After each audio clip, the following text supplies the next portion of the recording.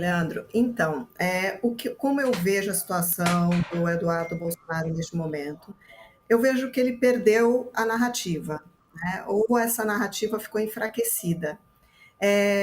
Por que que eu digo isso? Essa narrativa, né? Esse conceito tão vilipendiado nos últimos anos. Porque o Eduardo ele se tornou réu por unanimidade. Então não há nenhum dissenso aí, né? Então o Eduardo ele se torna réu e todos os juízes estão de acordo que há aí problemas que precisam ser na arena jurídica que precisam ser resolvidos. O que acontece com ele então no meio político? Ele passa então talvez a se tornar um parceiro tóxico. Então, talvez o que a gente veja aí nas próximas semanas é uma tentativa de afastamento que eu acho que já vinha acontecendo, né? Um afastamento do Eduardo Bolsonaro, os seus colegas a evitá-lo.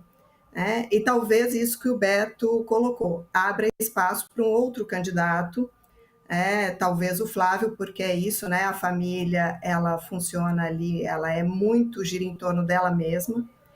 E a gente tem um elemento aí que eu acho muito interessante, de uma pesquisa que saiu anteontem pela Quest, que é algo completamente contraintuitivo.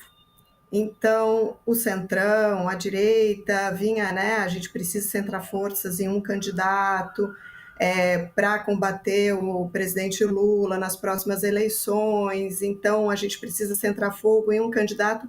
E o que essa última pesquisa Quest traz? Que a pulverização de candidatos pode ser interessante.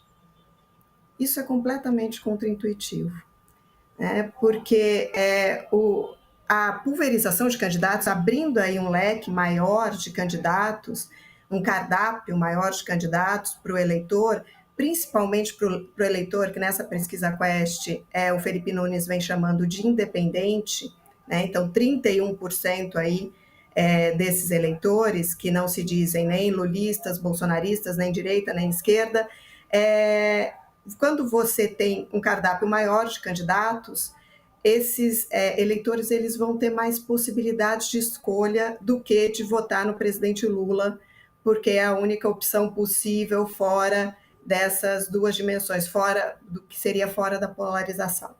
Né? Então, esse elemento que ele traz é bastante interessante e talvez fortaleça candidaturas como a do Flávio Bolsonaro, como da Michelle. Eu estou falando fortaleça não necessariamente para a disputa eleitoral, né, de um segundo turno, mas nessa dinâmica de eu vou apresentar mais candidatos.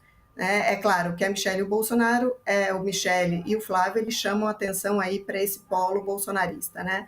Mas aí posso também ter outros candidatos ali sendo empurrados para o centro e, portanto, trazendo aí uma certa simpatia desse eleitor, desse eleitor independente.